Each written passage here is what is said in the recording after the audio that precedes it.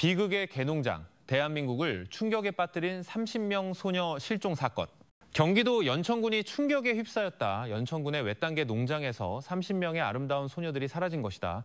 높은 콘크리트 담장 뒤에 고요히 서 있는 외딴개 농장. 모든 문은 항상 굳게 닫혀 있어 안에서 무슨 일이 일어나는지 아무도 몰랐다. 그러나 그 고요함은 30명의 젊은 여성이 갑자기 흔적도 없이 사라지면서 악몽으로 변했다. 그곳에 들어간 소녀는 누구도 돌아오지 않았기에 주변 주민들은 공포에 휩싸이기 시작했다. 그 농장은 정말 개를 키우는 곳일까 아니면 더 끔찍한 비밀을 감추고 있는 것일까? 2022년 7월 장마가 대한민국 대부분 지역을 휩쓸었다. 연천의 하늘은 구름 한 점 없이 맑았다. 뜨거운 태양이 내리쬐고 논에서 불어오는 바람은 건조하고 뜨거운 공기를 실어 날랐다. 경기도 연천군 외곽의 작은 마을인 백학면에서는 보통 평온한 삶이 이어졌다. 농부들은 논에서 돌아오고 아주머니들은 시장에서 바쁘게 움직였으며 밤에는 집 마루에 모여 시원한 보리차를 마시며 일상에 대해 이야기를 나눴다. 하지만 그 평온함은 서서히 변해갔다. 무언가 억누르는 분위기 때문에 사람들은 마을 끝으로 이어지는 흙길을 혼자 걷기를 꺼렸다. 그곳에는 발건우 소유의 개농장이 서 있었다. 그 농장은 보통 건물이 아니었다. 높이 3m가 넘는 콘크리트 담장으로 둘러싸여 있고 그 위에는 철조망이 둥글게 쳐져 있었으며 커다란 철문은 항상 굳게 닫혀 있었다. 밖에서 보면 그 건물은 개농장이라기보다는 감옥이나 요새처럼 보였다. 낮이든 밤이든 그 문이 열리는 것을 본 사람은 거의 없었다. 낡은 트럭 한 대가 개 사료 포대를 싣고 들어왔다가 금방 떠날 때를 제외하고는 가장 무서운 것은 담장이나 문이 아니라 안에서 들려오는 개들의 소리였다. 그들은 보통 개처럼 짖지 않았다. 때로는 묵직한 으르렁거림이 들렸고 때로는 길고 섬뜩한 울음소리가 들리다가 갑자기 미친 듯이 짖어대며 감히 접근하는 누구든 물어뜯을 것처럼 굴었다. 그 소리는 콘크리트 담장에 반사되어 놓은 전체에 울려 퍼졌고 우연히 지나가는 사람들의 소름을 돋게 했다. 그곳의 주인인 발건우는 그의 농장만큼이나 미스터리한 인물이었다. 40대 정도로 보이는 남자로 다부진 체격의 햇볕에 그을린 검은 얼굴, 그리고 감정 없는 날카로운 시선을 가지고 있었다. 그의 출신을 아는 사람은 아무도 없었다. 5년 전 그는 갑자기 백학면에 나타나 넓은 땅을 사들인 후 빠르게 개 농장을 지었다. 발건우는 교회 예배에 참석하지 않았고 이웃과 거의 대화하지 않았으며 마을 행사에도 모습을 드러내지 않았다. 가끔 낡은 픽업 트럭을 몰고 읍내 시장에 나갔다가 누구에게도 인사하지 않고 돌아왔다. 주민들의 기억 속에서 그는 그저 차갑고 만질 수 없는 그림자처럼 오갔다. 그래서 여러 가지 이야기가 돌기 시작했다. 어떤 이들은 발건우가 전직 용병이라고 했고 또 다른 이들은 그가 불법 사업에 연루되어 있다고 추측했다. 일부 주민들은 그 개들이 팔기 위해 키우는 것이 아니라 무언가 숨겨진 것을 지키기 위해 키우는 것이라고 믿었다. 아이들은 그 농장으로 가는 흙길에 접근하는 것이 금지되었다. 부모들은 항상 안을 들여다보지 마라. 그러면 개들이 네 얼굴을 기억할 것이다. 라고 당부했다. 처음에는 모두 그저 속삭임에 불과했지만 그 후 한 젊은 여성이 실종되었다는 소식이 전해졌다. 그 이야기는 백학시장에서 처음 들려왔다. 다른 지역에서 온 한 여성이 연천에서 일자리를 찾으러 왔다는 것이었다. 그녀는 마지막으로 발건우의 농장으로 향하는 모습이 보였고 그 후 다시는 돌아오지 않았다. 마을 사람들은 처음에는 그저 뜬 소문이라고 생각하며 회의적으로 반응했다. 하지만 며칠 후 전주에서 온 한 노부인이 철문 앞에서 히스테리하게 소리치며 그 이야기는 현실이 되었다. 그녀는 울면서 딸의 이름을 불렀다. 하지만 그녀에게 답하는 것은 오직 개들의 발소리와 섬뜩한 긴 울음소리뿐이었다. 그날 이후로 백학면의 분위기는 완전히 바뀌었다. 농장으로 가는 길은 거의 아무도 지나다니지 않았다. 농부들은 논으로 가는 다른 길을 찾았다. 아이들은 접근이 금지되었고 심지어 어른들도 밤에 개 짖는 소리가 들릴 때마다 숨을 죽였다. 모두가 그 콘크리트 담장 뒤에 어두운 비밀이 숨어 있다는 것을 알았다. 훗날 경찰, 언론, 그리고 온 나라의 관심을 끌게 될 비밀. 그리고 그곳에서부터 연천에서 가장 끔찍한 사건 중 하나가 드러나게 될 것이었다. 연천 경찰서의 소박한 사무실에서 한낮은 유난히 무겁게 느껴졌다. 낡은 선풍기가 천장에서 게으르게 돌아가며 거의 줄어들지 않는 더운 공기를 퍼뜨렸다. 서류로 가득 찬 나무 책상 뒤에서 김 반장은 보고서를 골똘히 읽고 있었다. 그의 나이는 50에 가까웠다. 그의 얼굴은 엄격하지만 온화했고 눈빛은 경험 많은 수사관 특유의 차분함을 띠고 있었다. 갑자기 문을 세게 두드리는 소리가 나더니 문이 열렸다. 창백한 얼굴과 퉁퉁 부은 눈을 한 중년 여성이 들어왔다. 그녀의 스카프는 구겨져 있었다. 그녀의 발걸음은 힘이 다 빠진 듯 비틀거렸다. 그녀는 책상 앞 의자에 거의 쓰러질 뻔했다. 반장님, 제 딸을 찾아주세요. 그녀가 쉰 목소리로 말했다. 저는 전주에서 온 박선영입니다. 제 딸 이름은 이서아예요. 3일 넘게 실종됐어요. 어디서부터 찾아야 할지 모르겠어요. 김 반장은 그녀에게 물 한 잔을 밀어주었다. 진정하세요, 아주머니.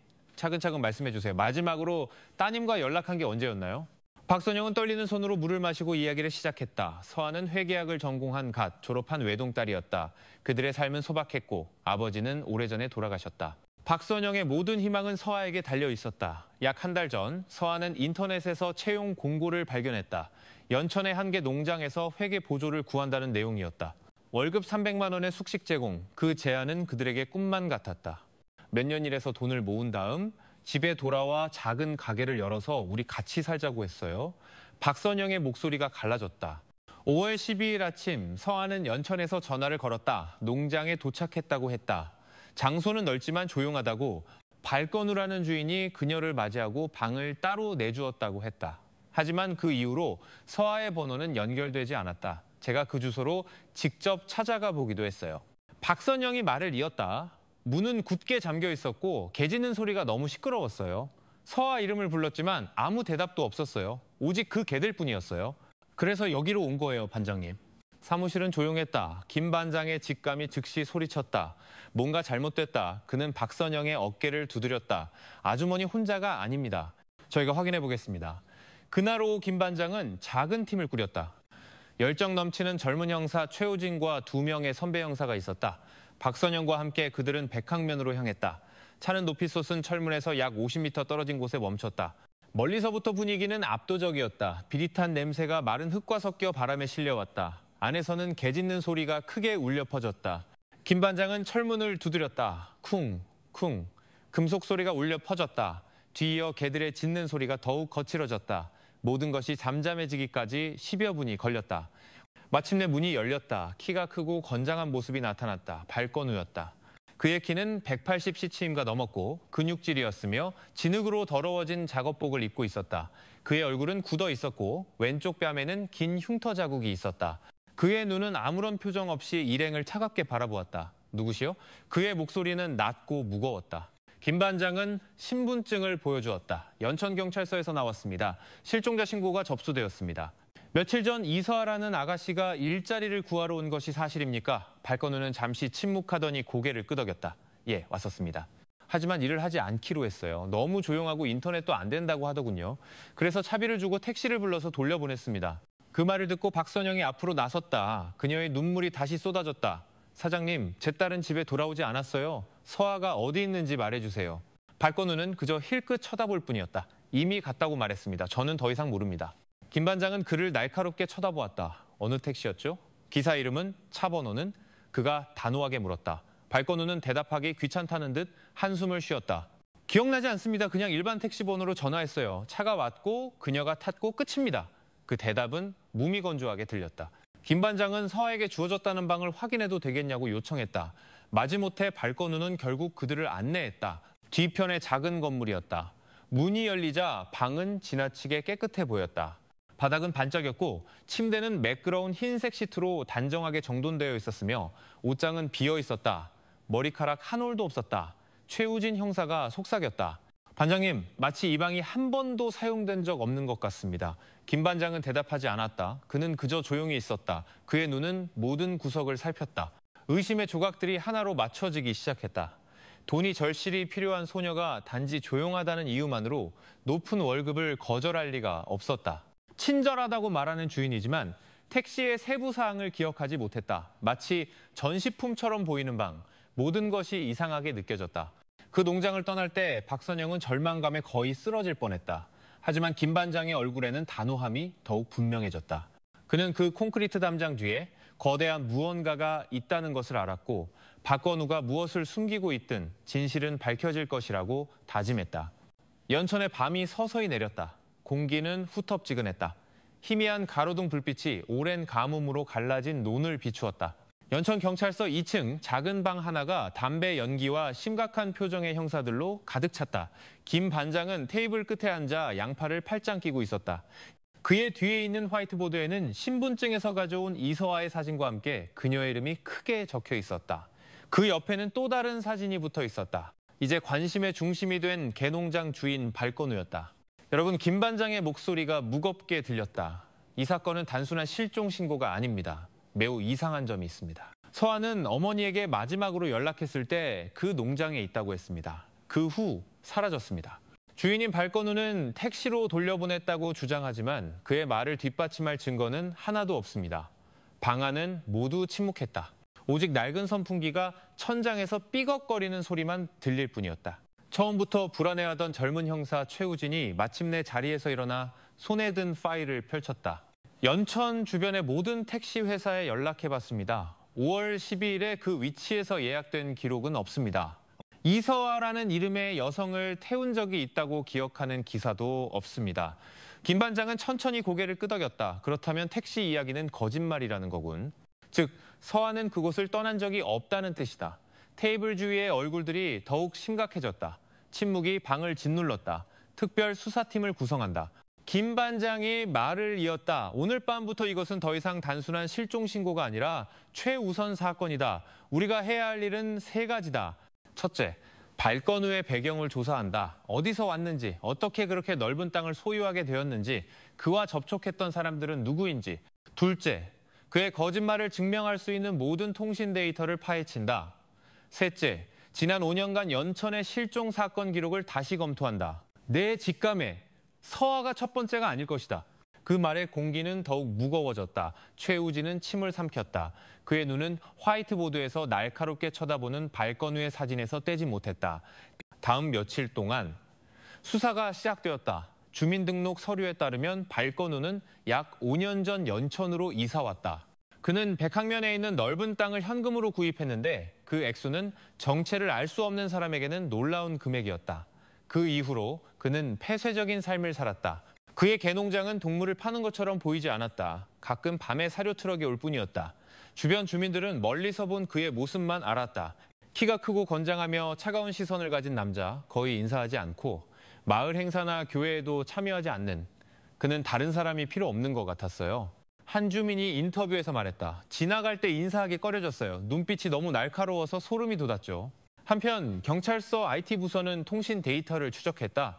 발건우의 휴대폰은 5월 12일에 활성화되어 있었지만 택시 회사로 전화한 기록은 없었다. 단지 몇 개의 낯선 번호와 짧은 대화만 있었고 그 소유자는 아직 밝혀지지 않았다. 더 의심스러운 것은 서아의 휴대폰 신호가 마지막으로 잡힌 것이 오전 9시경 백학면 지역, 바로 그 농장 주변이었다는 점이다. 그 이후로는 완전히 사라졌다. 이 결과는 김 반장의 확신을 더욱 굳혔다. 서아는 결코 밖으로 나가지 않았다. 다른 한편으로 최우진은 실종 사건 기록 더미에 파묻혔다. 며칠 동안 그는 먼지 쌓인 기록 보관실에 앉아 색이 바랜 낡은 파일들을 열었다. 그의 눈은 한 서류에 고정되었다. 그녀는 포천 출신의 23세 박지민. 2년 전 연천에서 일자리를 구했다는 말을 가족에게 남기고 실종되었다. 그녀의 마지막 메시지는 서아와 거의 같았다. 직장에 도착했어요. 그 후 그녀의 전화번호는 다시는 활성화되지 않았다. 최우진은 그 서류를 김 반장의 책상으로 가져갔다. 반장님, 이것 좀 보세요. 패턴이 똑같습니다. 다른 도시에서 온 젊은 여성이 일자리를 찾아 연천에 왔다가 흔적도 없이 사라졌어요. 어쩌면 서아가 첫 번째 희생자가 아닐지도 모릅니다. 김 반장은 조심스럽게 그 서류를 열었다. 낡은 종이에서 박지민의 사진이 쳐다보고 있었다. 그녀의 얼굴은 아직 젊고 희망에 차 있었다. 잠시 그는 딸을 잃은 가족이 얼마나 비통할지 상상하며 침묵했다. 우리는 섣불리 행동해서는 안 된다. 김 반장이 천천히 말했다. 만약 정말 패턴이 있다면 발건우는 연쇄 범죄자일 수 있다. 하지만 행동하기 전에 더 강력한 증거가 필요하다. 밤은 깊어갔다. 그의 조용한 사무실에서 김 반장은 수사보드를 쳐다보았다. 이제 2장의 사진이 나란히 붙어 있었다. 최근에 실종된 이서아와 2년 전에 사라진 박지민. 그 옆에는 발건우의 차가운 얼굴이 감히 자신을 조사하려는 누구든 도전하는 듯 계속 붙어 있었다. 긴 숨을 내쉬었다. 그의 안에는 책임감과 분노가 뒤섞였다. 그는 하루하루가 지날수록 한 소녀의 목숨이 위태로워질 수 있다는 것을 알았다. 발건우가 저 담장 뒤에 무엇을 숨기고 있든 그가 중얼거렸다. 우리가 파헤칠 때가 왔다. 더 이상 사라지는 사람은 없어야 한다. 그리고 그날 밤부터 이서아 사건은 공식적으로 단순한 실종 소녀 찾기가 아닌 백학면의 심장부에 오랫동안 잠들어 있었을지 모를 어두운 비밀을 밝혀내는 거대한 추적으로 바뀌었다. 연천의 하늘은 해가 논뒤로 지면서 옅은 구름으로 뒤덮이기 시작했다. 경찰서에서는 수사관들의 활동이 여전히 분주했다. 밤이 깊어가고 있음에도 불구하고 김 반장은 이제 연결선과 희생자들의 사진으로 더욱 가득 찬 수사보드 앞에 서 있었다. 그는 간결하게 확신에 찬 목소리로 말했다. 우리는 이미 택시 이야기가 거짓이라는 것을 알고 있다. 우리는 서아가 마지막으로 백학면에 있었다는 것도 알고 있다. 오늘 밤 우리는 잠복을 계속한다. 단순한 직감이 아니라 확실한 증거가 필요하다. 수사관들은 고개를 끄덕였다. 이전처럼 긴 토론은 없었다. 단지 간결한 지시뿐이었다. 모두가 각자의 임무를 이해했다. 젊은 형사 최우진은 멀리서 농장을 감시하는 팀에 합류했다. 그날 밤 그들은 농장의 높은 담장에서 약 300m 떨어진 길가의 빈집에 자리를 잡았다. 불은 껐고 창문의 작은 틈새만이 감시에 사용되었다. 공기는 후텁지근했다. 바람에 날리는 말은 흙냄새가 섞여 있었다. 농장 안에서는 개 짖는 소리가 메아리 쳤다. 크고 사나웠으며 때로는 멈췄다가 다시 폭발하여 소름이 돋게 했다. 자정이 거의 다 되었을 때 안에서 차량 불빛이 보였다. 작은 트럭 한 대가 잠시 열린 철문을 통해 나왔다.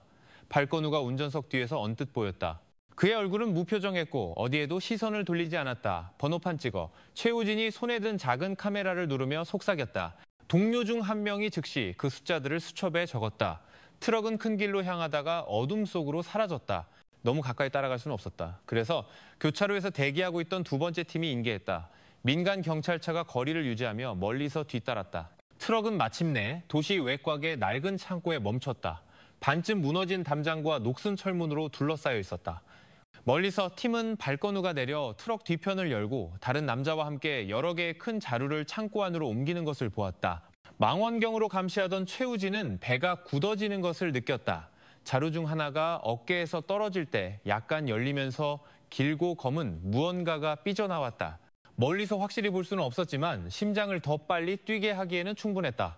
그는 즉시 증거로 빠른 사진을 몇 장 찍었다. 거리가 멀어 결과는 흐릿했지만 모든 자루를 옮긴 후 발건우는 담배 한 개비를 피웠다. 그는 무언가를 확인하는 것처럼 창고 앞에 꽤 오랫동안 서 있었다. 그러고 나서 그는 잠시 창고 안으로 들어갔다가 다시 나와 큰 쇠사슬로 철문을 닫았다. 바로 그때 그는 잠시 멈춰 창고 앞에 텅 빈 길을 응시했다. 아무도 없었다. 마른 잎사귀를 흔드는 밤바람뿐이었다. 그러나 그가 오랫동안 의심에 찬 눈으로 바라보는 방식은 차에 숨어있던 수사관들에게 숨막히는 긴장감을 느끼게 했다. 최우진이 속삭였다. 누군가 지켜보고 있다는 걸 아는 것 같아. 하지만 무전통신으로 함께 감시하던 김 반장은 즉시 그들을 진정시켰다. 진정해, 움직이지 마. 우리가 밤바람이라고 생각해. 발건우는 마침내 담배꽁초를 버렸다. 그는 다시 트럭에 올라 창고를 떠났다. 감시 차량이 더 멀리 따라가려고 할 때 김 반장은 멈추라고 명령했다. 성급하게 굴지 마. 초기 보고를 위한 충분한 증거는 얻었어. 내일 다음 단계를 결정하자. 그날 밤 그들은 무거운 마음으로 돌아왔다. 찍은 사진들은 흐릿했지만 의심스러운 활동을 보여주기에는 충분했다. 비밀 창고로 큰 자루들을 옮기는 것. 다음 날 아침 백학면의 분위기는 달라지기 시작했다. 몇몇 주민들이 주 도로 근처의 작은 식당에 모여 있었다. 매일 밤 점점 더 사나워지는 개 짖는 소리에 대해 속삭였다. 어떤 이들은 농장 쪽에서 희미한 비명 소리를 들었다고 했고 또 다른 이들은 안의 건물 중 하나에서 검은 연기가 나오는 것을 보았다고 주장했다. 한 노부인이 낮은 목소리로 말했다. 예전에 우리 이웃집 아이도 실종됐어요. 연천에서 일한다고 했는데 지금까지 돌아오지 않았어요. 설마. 그녀는 문장을 끝내지 못하고 긴 한숨만 내쉬었다. 그 속삭임은 퍼져나가 그 소식을 들은 수사관들의 마음에 불안감을 더했다. 경찰서에서 김 반장은 단호한 어조로 작은 회의를 열었다. 이제 우리에게는 두 가지 방향이 있다. 첫째, 발건우가 사용한 창고에서 강력한 증거를 수집한다. 둘째, 서아 사건과 유사한 다른 실종 신고를 심층적으로 조사한다. 그는 뒤에 있는 화이트보드를 가리켰다. 거기에는 이제 이서아와 박지민이라는 두 희생자의 사진이 있었다. 만약 그들이 정말로 연결되어 있다면 우리는 한 명 이상의 희생자에 대해 이야기하고 있는 것이다. 최우진이 떨리는 목소리로 덧붙였다. 반장님, 만약 그 자료들에 우리가 추측하는 것이 들어있다면 우리에게 시간이 많지 않습니다. 방은 침묵했다. 모두가 그 의미를 잘 알고 있었다. 김 반장은 최우진의 젊은 얼굴을 바라보며 조용히 대답했다. 그래서 우리가 조심해야 하는 거야. 발건우는 보통 사람이 아니야. 그는 모든 것을 준비해뒀어. 우리는 그의 덫에 빠져서는 안 돼. 밤이 다시 내렸다. 감시 장소인 빈집 창문에서 마을의 불빛들이 희미하게 보였다. 수사팀은 오늘 밤 농장에서 또 다른 움직임이 있기를 바라며 숨죽여 기다렸다. 개들은 계속 지저댔다. 마치 높은 담장 뒤에 아직 갇혀있는 거대한 비밀을 느끼는 것처럼 백학면의 밤은 점점 더 숨막히게 느껴졌다. 발건의 농장에서 들려오는 개 짖는 소리는 멀리까지 들렸다. 마치 높은 담장 뒤에는 누구도 봐서는 안 될 무언가가 있다는 것을 상기시키는 듯했다. 연천경찰서에서 김 반장은 그의 작은 팀 앞에 섰다. 그는 말을 많이 하지 않고 단지 간결한 지시를 내렸다. 우리는 발건우가 창고에 무언가를 숨겼다는 것을 안다. 오늘 밤 우리는 더 가까이 접근한다. 명확한 증거를 확보하라. 성급하게 굴지 마라. 그 명령은 짧지만 단호했다. 최우진과 2명의 동료는 즉시 준비했다. 그날 밤 그들은 낡은 옷을 입고 창고 근처 논 주변에서 풀을 베는 척하며 떠났다. 그곳에서 그들은 의심을 사지 않고 감시할 수 있었다. 공기는 축축했고 젖은 흙냄새로 가득했다.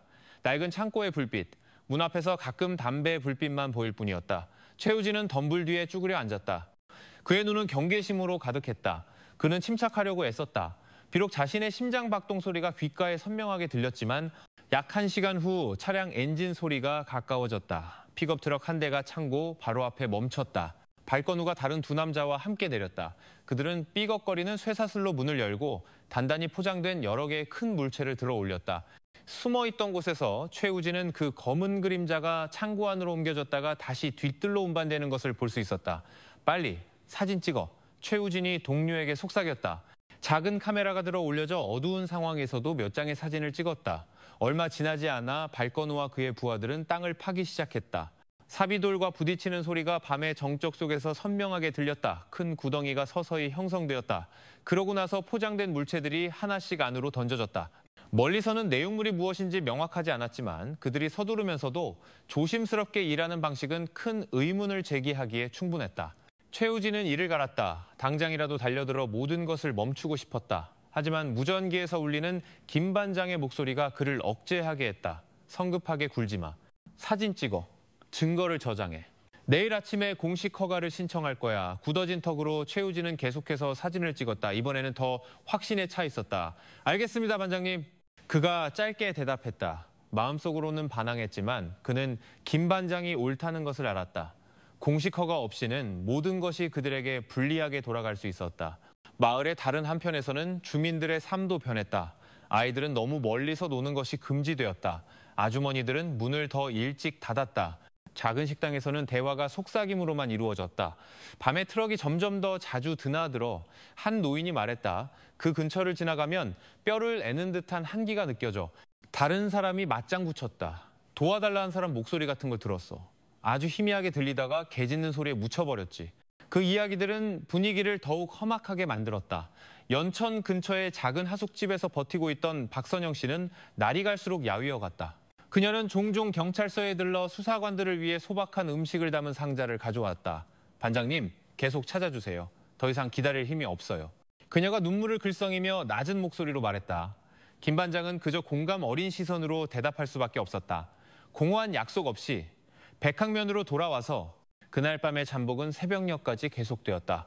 발건우와 그의 2 동료는 구덩이를 흙으로 덮고 거의 보이지 않을 때까지 평평하게 만들었다. 그러고 나서 그들은 잠시 창고에 들어갔다가 마침내 픽업 트럭을 타고 떠났고 이제 새로운 비밀을 간직한 뒷뜰을 남겨두었다. 첫 햇살이 지평선을 뚫고 나올 때 최우진은 숨죽인 채 서 있었다. 그는 새로 파헤쳐진 땅을 바라보다가 고개를 숙이고 주먹을 쥐었다. 저 안에 무언가 있어. 그가 속삭였다. 그리고 언젠가 우리가 열게 될 거야. 그들이 경찰서로 돌아왔을 때 잠복 결과로 얻은 사진들이 즉시 수사 보도에 붙여졌다. 흐릿했지만 그 사진들은 의심스러운 활동, 땅 파기, 큰 포장물, 항상 굳게 닫혀있는 창고를 보여주기에 충분했다. 김 반장은 그 사진들을 오랫동안 쳐다보았다. 박건우의 얼굴 옆에는 이제 이서아와 박지민이라는 2 희생자의 이름이 있었다. 소박한 꿈을 가진 2 젊은 여성이 어째서인지 그들의 흔적은 같은 곳에서 끝났다. 방의 분위기는 긴장되었다. 아무도 말하지 않았고 오직 낡은 선풍기가 삐걱거리는 소리만 들렸다. 그러고 나서 김 반장이 조용하지만 결의에 찬 목소리로 말했다. 내일 공식 수색 영장을 신청하겠다. 이제 발건우가 저 담장 뒤에 무엇을 숨기고 있는지 볼 시간이다. 최우진은 고개를 끄덕였다. 그의 눈이 번뜩였다. 그는 그 순간이 그들이 그토록 찾아 헤매던 해답의 시작이 될 것임을 알았다. 그날 밤 연천의 고요함 속에서 백학면의 낡은 창고 그림자는 더욱 짙게 느껴졌다. 마치 언제라도 터질 준비가 된 비밀을 품고 있는 것처럼 그날 오후 백학면의 공기는 무척 무거웠다. 경찰팀은 철문 앞에 서서 발건우의 개농장을 둘러싼 높은 담장을 바라보았다. 김 반장이 신호를 보내자 철문을 3번 두드리는 큰 소리가 마당 전체에 울려 퍼졌다. 안에서는 개들이 미친 듯이 지저댔다. 마치 담장 뒤에서 폭풍이 기다리고 있는 것 같았다. 몇 분 후 문이 약간 열렸다. 발건우가 낡은 작업복 차림으로 나타났다. 그의 얼굴은 여전히 차가웠다. 그의 눈은 최우진 형사를 힐끗 쳐다보더니 뒤에 걱정스럽게 서 있는 박선영 씨에게 멈췄다. 아주 잠깐 의미를 알 수 없는 옅은 미소가 최우진을 불편하게 만들었다. 경찰입니다. 공식 수색을 위해 왔습니다. 김 반장이 단호하게 말했다. 발건우는 체념한 척 고개를 끄덕이고는 안으로 들어오라고 손짓했다. 문을 지나자마자 축축하고 비릿한 냄새가 코를 찔렀다. 개 사육장들이 줄지어 있었다. 수십 마리의 큰 개들이 지저대며 쇠사슬을 당겼다. 개 한 마리가 갑자기 통제를 잃고 젊은 경찰관에게 달려들었다. 거의 물릴 뻔했지만 다른 2명의 경찰관이 재빨리 그 동물을 제지하고 진정시켰다. 긴장감이 즉시 고조되어 모두가 이곳이 얼마나 위험한지 깨닫게 되었다. 그들은 창고 옆에 작은 건물로 걸음을 옮겼다. 텅 빈 철제 침대가 있는 방은 너무 깨끗해 보였다. 개인 물품은 하나도 없었다. 마치 아무도 그곳에 살지 않았던 것처럼 최우진은 주위를 둘러보았다. 박선영 씨가 서아가 자신의 방이 있다고 언급했던 보고서를 떠올렸다.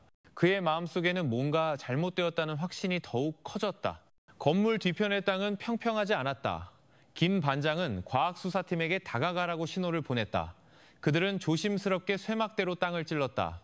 모두의 심장을 더 빨리 뛰게 만드는 무언가를 찾는 데는 오랜 시간이 걸리지 않았다. 반쯤 묻혀있는 커다란 삼배 자루였다. 자루를 만지자 이상한 냄새가 풍겨나와 경찰관들은 코를 막았다. 아무도 그 자리에서 열어볼 엄두를 내지 못했다. 모든 것은 절차에 따라 봉인되고 증거물로 기록되었다. 참고로 계속 진행했다. 한 경찰관이 테이블 아래에서 낡은 철제 상자를 발견했다. 열쇠는 아직 꽂혀 있었지만 녹슨 흔적은 자주 사용되었음을 보여주었다. 강제로 열었을 때 그 안의 내용물은 방을 침묵하게 만들었다. 돈이나 서류가 아니라 작은 물건들이었다. 휴대폰, 신분증, 여성용 지갑, 그리고 몇 가지 다른 개인 소지품들. 모든 것이 마치 수집품처럼 깔끔하게 정리되어 있었다. 최우진은 침을 삼켰다. 그가 아는 이름이 적힌 신분증 중 하나를 보았을 때 그의 손이 떨렸다. 김 반장은 천천히 상자를 닫고 발건우를 쳐다보았다. 이게 다 무슨 뜻이지? 그가 차갑게 물었다. 발건우는 대답하지 않고 그저 무표정한 얼굴로 서 있었다. 아까의 옅은 미소가 다시 나타났다. 이번에는 더 분명해서 분위기를 더욱 험악하게 만들었다. 저항할 필요도 없이 발건우는 결국 경찰차로 연행되었다. 그러나 그 이상한 미소가 섞인 차분한 표정은 모두의 마음에 소름 끼치는 느낌을 남겼다. 최우진은 마치 그들이 아직 이곳에 숨겨진 모든 어둠을 제대로 보지 못한 것 같다고 느꼈다. 공기 중에 여전히 남아있는 이상한 냄새는 이 미스터리가 이제 막 시작되었다는 것을 상기시켜 주었다. 그날 밤 연천에는 가랑비가 내렸다. 군 경찰서의 형광등이 차가운 취조실을 비추고 있었다. 발건우는 수갑을 찬 채 앉아 있었다. 그의 얼굴은 표정 없이 차분했다. 그는 더 이상 이전처럼 몇 개 미소 짓지 않고 대신 손가락 끝으로 테이블 표면을 계속해서 두드렸다. 느리지만 반복적으로. 그 두드리는 소리는 분위기를 더욱 험악하게 만들었다. 김 반장은 검사와 함께 그와 마주 앉아 있었다. 최우진은 방구석에 서 있었다. 그의 눈은 용의자를 날카롭게 쳐다보고 있었다. 다시 한번 묻겠다. 김 반장의 목소리는 확고했다. 지난달에 이서아라는 아가씨가 당신 농장에 일하러 온 것이 사실인가? 발건우는 테이블을 똑바로 쳐다보았다. 그의 손가락 두드림이 잠시 멈췄다. 예, 왔습니다. 하지만 잠시뿐이었어요. 그 후 떠났습니다. 마음에 들지 않는다고 하더군요. 어디로 갔지?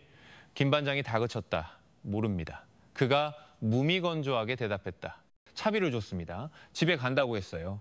다는 최우진이 반쯤 앞으로 나섰다. 만약 그녀가 정말 집에 갔다면 왜 그녀의 휴대폰이 당신 창고의 철제 상자에서 발견되었지? 그의 목소리는 감정을 억누르며 떨렸다. 발건우는 테이블 두드리기를 멈추고 천천히 최우진을 향해 고개를 돌렸다. 그의 눈빛은 텅 비고 차가워서 방을 침묵하게 만들었다. 몇 초 후 그가 조용히 말했다. 가끔 사람들은 물건을 두고 가지. 그건 내 잘못이 아니야. 김 반장은 몸을 앞으로 숙였다. 박건우, 장난치지 마. 축사주에 묻혀있던 자루, 희생자들의 물건들, 모든 것이 너를 가리키고 있어. 네 목숨이 여기에 달려있다고. 그러나 발건우는 다시 고개를 숙였다. 그의 손가락이 다시 테이블을 두드렸다. 이번에는 더 빨랐다. 마치 오직 자신만이 아는 무언가를 세고 있는 것처럼 취조실 밖에서 박선영 씨는 지친 얼굴로 기다리고 있었다. 그녀의 손은 서아의 사진을 꽉 쥐고 있었다. 그녀의 입술이 떨렸다. 최우진이 잠시 나왔을 때 그녀는 즉시 다가갔다. 최 형사님 어떻게 됐나요? 제 딸. 아직 살아있죠? 그녀가 희망에 찬 눈으로 물었다. 최우진은 잠시 침묵했다. 저희가 노력하고 있습니다, 아주머니. 하지만 다른 가능성에도 대비하셔야 합니다. 박선영 씨의 얼굴에서 눈물이 떨어졌다. 그녀는 얼굴을 가렸다. 그녀의 몸이 흔들렸다. 최우진은 똑같은 상처가 자신의 가슴을 찌르는 것을 느꼈다. 그날 밤 경찰서 회의실은 긴장감으로 가득했다. 김 반장은 대형 화이트보드 앞에서 특별팀을 이끌었다. 증거물 사진과 연대기 기록이 명확하게 펼쳐져 있었다. 이것이 단일 사건이 아니라는 것은 확신한다. 김 반장이 말했다. 비슷한 패턴의 여성 실종 신고가 있었다. 우리는 모든 것을 다시 검토해야 한다. 한 젊은 수사관이 데이터를 보여주었다. 2020년부터 2021년까지 의정부에서 3건의 신고가 있었습니다. 희생자는 20대였고 마지막으로 새로운 곳에서 일하게 될 것이라고 말했습니다. 그 후 흔적도 없이 사라졌습니다. 방은 갑자기 조용해졌다. 최우진은 침을 삼켰다. 그의 눈은 그 보드를 응시했다. 이건 완전히 똑같아. 발건우는 오랫동안 이 짓을 해왔어. 김 반장은 고개를 끄덕였다. 그 외에도 그의 신원에 이상한 점이 있다. 동사무소에서 확인한 바로는 발건우는 6년 전에야 기록되었다. 그 전에는 흔적이 없다. 그가 산 땅도 위조된 것으로 의심되는 서류를 사용했다. 우리는 이 사람이 정말 누구인지 밝혀내야 한다. 다음 날 아침 최우진은 수사팀과 함께 동사무소를 방문했다. 직원은 먼지 쌓인 서류를 보여주었다. 토지 소유권 문서의 서명은 다른 사람의 것인 양 달라 보였다. 최우진은 사진을 찍고 증거로 복사했다.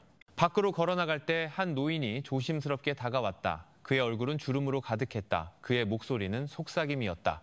경찰관 양반, 내가 밤에 어떤 아가씨가 그 농장으로 들어가는 걸 본 적이 있어. 그런데 다음 날 아침에는 다시 나오는 걸 본 적이 없어. 누구한테 말하기가 무서웠어. 이제야 용기를 내는 거예요. 최우진과 그의 동료는 서로를 쳐다보았다. 이것은 그들의 의심을 직접적으로 강화하는 마을 주민의 첫 번째 증인이었다. 최우진은 그 남자가 본 소녀의 시간과 특징을 자세히 기록했다. 그의 심장은 안도감과 동시에 공포감으로 두근거렸다. 한편 발건우의 체포 소식이 널리 퍼졌다. 기자들이 경찰서 앞에 몰려들었다. 마을 사람들은 두려움에 가득 찬 속삭임으로 이야기했다. 어떤 이들은 밤에 농장에서 이상한 소리를 자주 들었다고 주장했지만 아무도 감히 신고하지 못했다. 박선영 씨는 점점 더 쇠약해졌다. 그녀는 거의 먹지 않고 하숙집 근처의 작은 교회에서 기도만 했다. 최우진은 종종 그녀가 혼자가 아니라는 것을 확인하기 위해 조용히 찾아왔다. 어느 날 저녁 예배 후 박선영 씨가 낮은 목소리로 말했다.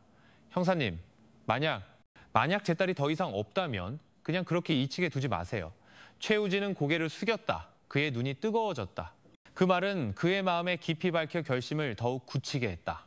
구치소에서 발건우는 계속 침묵했다. 그러나 밥을 줄 때마다 그는 이상한 리듬으로 감방벽을 두드리며 텅 빈 눈빛으로 교도관을 쳐다보았다. 분노도 두려움도 없었다. 오직 소름 끼치는 침묵뿐이었다. 김 반장은 법의학 심리학자를 부르기로 결정했다. 이 사람은 평범하게 다룰 수 없어.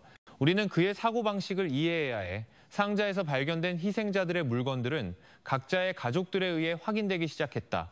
비통한 울음소리가 터져 나왔다. 한 가족이 딸의 것이었던 목걸이, 지갑 또는 휴대폰을 알아볼 때마다 최우진은 방구석에 서 있었다. 그의 가슴이 답답했다. 이제 그는 악몽뿐만 아니라 편집증적인 느낌에도 시달렸다. 밤에 집으로 걸어갈 때마다 그는 어둠 속에서 누군가 자신을 지켜보고 있는 것 같았다. 마치 박건우의 흔적이 여전히 그의 주위에 남아 다시 나타날 때를 기다리는 것처럼. 그러나 그 두려움 뒤에는 그의 결심이 더욱 강해졌다. 그는 이 모든 것이 시작에 불과하다는 것을 알았다. 그 농장 뒤에 숨겨진 미스터리는 그들이 상상했던 것보다 훨씬 더 어두울지도 몰랐다. 연천경찰서 취조실에는 긴장감이 감돌았다. 발건우는 테이블 위에 손이 묶인 채 조용히 앉아 있었다. 그의 눈은 흐릿했다. 그러나 그 평온함 뒤에는 읽기 어려운 무언가가 있었다. 김 반장과 최우진 형사가 그와 마주 앉아 있었다. 최우진은 불안해 보였다. 그의 턱은 굳어 있었고 반면 김 반장은 평정을 유지했다. 김 반장이 낮은 목소리로 대화를 시작했다. 박건우, 많은 증거가 너를 가리키고 있다는 것은 분명하다. 우리는 단지 진실을 알고 싶을 뿐이다. 왜 이 모든 일이 일어났는가? 발건우는 천천히 고개를 들었다. 그의 입술이 움직였지만 나온 것은 희미한 문장뿐이었다. 진실. 진실은 종종 그림자 뒤에 숨어 있지. 만약 너희가 그것을 찾고 싶다면 나에게 묻지 마라. 그 농장의 밤의 속삭임을 들어라. 최우진이 앞으로 몸을 숙였다. 그의 목소리는 감정을 억누르며 떨렸다. 말장난은 그만둬. 이서아는 어디 있나? 그녀에게 무슨 짓을 했지? 박건우는 벽을 멍하니 쳐다보았다. 그의 손가락이 테이블 표면을 한번 두드리고는 잠잠해졌다. 대답은 없었다. 최우진은 주먹을 쥐고 거의 통제력을 잃을 뻔했다. 그러나 이번에는 김 반장이 손을 들어 그를 제지했다. 진정해, 최 형사. 그가 자신의 방식대로 말하게도 몇 분간의 침묵이 흘렀다.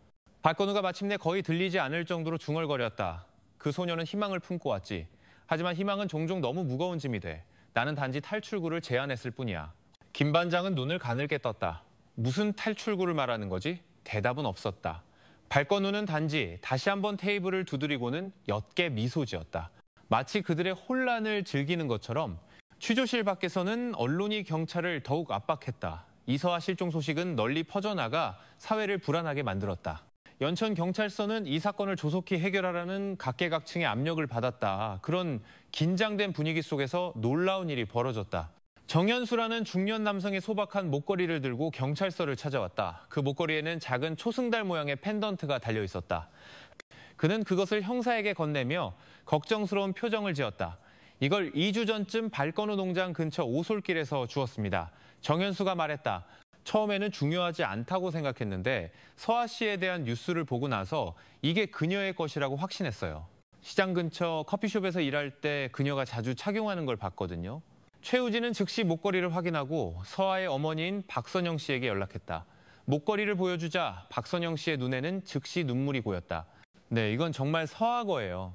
제가 19살생일 때 사준 거예요. 그 목걸이는 서아와 발건우의 농장을 연결하는 새로운 증거가 되었다. 그러나 그 주인이 어디로 갔는지는 여전히 미스터리로 남았다. 김 반장은 다른 전략을 추가하기로 결정했다. 그는 법의학 심리학자인 이지은 박사를 불러 박건우의 행동을 분석하게 했다. 이 박사는 다음 취조에 참석하여 용의자의 모든 몸짓을 관찰했다. 그녀는 발건우가 중요한 질문에 직접 대답하지 않고 항상 모호한 문장으로 돌려 말하는 것을 기록했다. 궁지에 몰릴 때마다 그는 자신을 진정시키기 위한 리듬을 찾는 것처럼 테이블이나 벽을 두드렸다. 그는 통제력을 유지하기 위해 상징적인 언어를 사용하고 있습니다. 이 박사는 취조 세션 후에 설명했다. 그러나 그 두드리는 패턴은 숨겨진 불안감을 보여줍니다. 그는 매우 중요한 무언가를 숨기고 있을지도 모릅니다. 심리적 압박을 높여야 하지만 직접적인 대립이 아닌 미묘한 방식으로 해야 합니다. 그날 밤 김 반장과 최우진은 사진과 메모로 가득 찬 수사보드를 다시 검토했다. 보드 중앙에는 순진한 미소를 띤 이서아의 사진이 새로운 증거들과 연결된 붉은 선으로 둘러싸여 선명하게 걸려 있었다. 최우진은 긴 한숨을 내쉬었다. 이 목걸이는 강력한 증거지만 발건우를 기소하기에는 아직 충분하지 않아.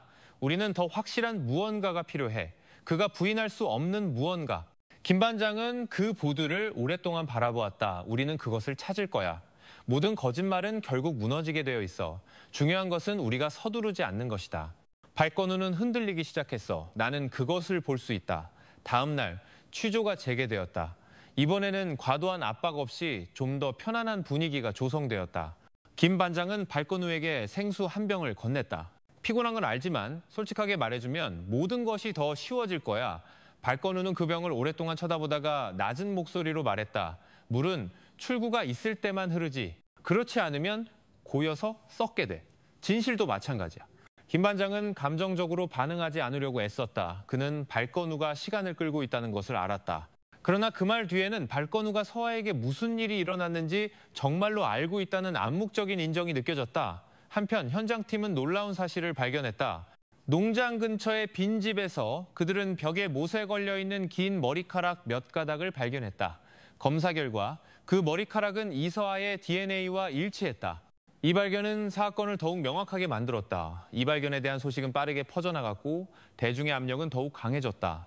경찰서 앞에서 작은 시위가 벌어졌다. 시민들은 발건우를 즉시 재판에 회부할 것을 요구했다. 최우진은 점점 더 불안해졌지만 김 반장은 다음 단계를 차분하게 계획했다. 그날 밤 그의 어두컴컴한 사무실에서 김 반장은 발건우의 어두운 비밀 뒤에 아직 숨어 있을지 모를 희생자들의 사진을 바라보았다. 그는 진실로 가는 길이 아직 길고 장애물로 가득하다는 것을 알았다. 그러나 한 가지는 확실했다. 그 소박한 작은 목걸이가 거대한 비밀로 가는 문을 열었다는 것이다. 새벽이 막 밝아왔을 때 수사팀은 다시 연천경찰서 회의실에 모였다. 지친 얼굴들이 선명했지만 그들의 정신은 여전히 불타올랐다.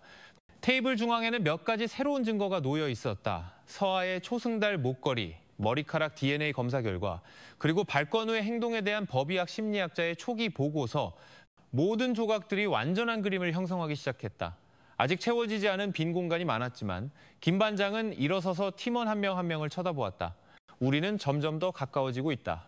발견된 머리카락 증거는 서아의 DNA와 일치한다. 그녀의 목걸이도 확인되었다. 문제는 왜 이 증거들이 농장 밖에 흩어져 있었는가? 발건우가 의도적으로 버렸는가? 아니면 다른 사람이 연루되었는가? 최우진은 낙서로 가득 찬 수사보드를 쳐다보았다. 저는 그가 의도적으로 그랬다고 생각합니다. 발건우는 우리가 그 흔적을 찾기를 원했지만 그를 기소하기에는 충분하지 않도록 그는 우리를 가지고 놀고 있습니다. 김 반장은 천천히 고개를 끄덕였다. 그럴 가능성이 있다. 하지만 다른 요인을 잊지 마라. 서아가 실종된 지 한 달이 지났다. 만약 발건우가 정말 범인이라면 하루하루가 지날수록 그녀를 살아서 찾을 가능성은 점점 더 작아진다. 방은 잠시 조용해졌다. 김 반장의 말은 모든 사람의 가슴을 짓눌렀다. 모두가 2주 이상 지속되는 실종 사건은 거의 항상 비극적으로 끝난다는 것을 알고 있었다. 그날 오후 취조가 다시 진행되었다. 이번에는 발건우가 2대의 CCTV 카메라가 다른 각도에서 녹화하는 더 밝은 방으로 옮겨졌다. 이지은 박사는 옆 의자에 앉아 있었다. 그녀의 눈은 발건우의 몸짓 언어를 날카롭게 관찰했다. 김 반장은 차분한 어조로 대화를 시작했다. 우리는 서아의 목걸이도 찾았다. 그리고 네 농장 근처 빈집에서 그녀의 머리카락도 아직도 아무것도 모른다고 할 건가? 발건우는 눈썹을 살짝 치켜 올리더니 조용히 웃었다. 그의 웃음소리는 차가웠다. 목걸이, 머리카락, 이 세상은 우연으로 가득 차 있지. 그렇지 않나, 경찰 양반? 김 반장 옆에 앉아있던 최우진이 몸을 앞으로 숙였다. 그의 목소리는 깊고 압박감이 가득했다. 우연은 모든 흔적이 항상 너에게로 돌아오는 이유를 설명할 수 없어, 발건우. 그 농장 주변에는 다른 사람이 없어. 오직 너뿐이야. 발건우는 웃음을 멈추고 최우진을 똑바로 쳐다보았다. 처음으로 그의 눈빛이 날카롭게 꿰뚫는 듯했다. 너는 내가 죄인이기를 간절히 바라는 것 같군. 조심해, 최우진. 집착은 눈을 멀게 할 수 있어. 그 말에 최우진은 침묵했다. 박건우의 말에는 진실이 있었다. 그는 정말로 잠까지 서아의 얼굴에 시달릴 정도로 집착하고 있었다. 김 반장이 재빨리 끼어들어 대화의 방향을 바꿨다. 만약 네가 무죄라면 증명해봐. 마지막으로 서아를 본 곳이 어딘지 말해. 발건우는 고개를 숙였다. 그의 손가락이 테이블을 한번 두드렸다. 그러고 나서 그는 낮은 목소리로 말했다. 해가 질 무렵 오솔길에서. 그녀는 혼자 걷고 있었어. 그 후에는 몰라. 이 박사는 작은 수첩에 무언가를 기록했다. 그녀는 김 반장에게 속삭였다. 거짓말이에요. 대답하기 전에 두드리는 패턴은 높은 불안감을 보여줘요. 그는 자신이 말하는 것보다 훨씬 더 많이 알고 있어요. 김 반장은 발건우를 오랫동안 쳐다보다가 취조를 중단하기로 결정했다. 그는 지금 더 강요하는 것은 용의자를 더욱 폐쇄적으로 만들 뿐이라는 것을 깨달았다. 그날 밤 김 반장과 최우진은 몇몇 수사관들과 함께 서아의 머리카락이 발견된 빈집 현장으로 직접 내려갔다. 그 집은 고구마밭 가장자리에 있었다. 벽은 갈라졌고 지붕은 거의 무너져 내렸다. 축축한 냄새가 공기를 가득 채웠다. 손전등으로 그들은 모든 구석을 샅샅이 뒤졌다. 뒷방에서 수사관 중 한 명이 나무 기둥에서 밧줄로 묶인 흔적을 발견했다. 미세한 섬유질이 아직 붙어 있었다. 누군가 여기서 묶여 있었던 것 같습니다. 그 수사관이 말했다. 최우진은 피가 끓어오르는 것을 느꼈다. 그는 장갑을 낀 손으로 그 기둥을 만졌다. 서아가 아마도 이 어두운 방에 있었을지도 모른다고 상상했다. 무력하게. 그는 분노를 참으며 이를 악물었다. 김 반장은 그 묶인 흔적을 사진 찍고는 무거운 한숨을 내쉬었다. 이 샘플을 국과수로 보내야 한다. 만약 발건후의 농장에서 발견된 밧줄과 일치한다면 그의 연루는 더욱 강력해진다. 그들이 빈집에서 나올 때 한마을 노인이 다가왔다. 그의 얼굴은 주름졌고 몸은 구부정했지만 그의 눈은 여전히 날카로웠다. 그는 수십 년 동안 그 근처에 살았던 주민 박영감이라고 자신을 소개했다. 나는 그 젊은 친구 박건우를 자주 봤소. 박영감이 말했다. 그는 항상 밤에 혼자 걸어 다녔고 가끔 자루를 들고 다녔지. 내용물이 뭔지는 전혀 몰랐지만 어느 날 밤 그 빈집 쪽에서 여자의 비명소리를 들었소. 내가 다가갔을 때는 모든 것이 이미 조용했지. 그 증언에 최우진은 소름이 돋았다. 그는 재빨리 물었다. 정확히 언제였습니까, 어르신? 약 3주 전 금요일 밤이었지. 그 보고는 즉시 기록되었다. 이제 조각들이 하나씩 맞춰지기 시작했다. 서한은 아마도 그 빈집으로 끌려가 묶인 후 어디론가 옮겨졌을 가능성이 컸다. 다음 날 아침 언론은 다시 질문 공세를 퍼부었다. 서한은 아직 살아있습니까? 경찰은 박건우를 더 오래 구금할 충분한 증거를 가지고 있습니까?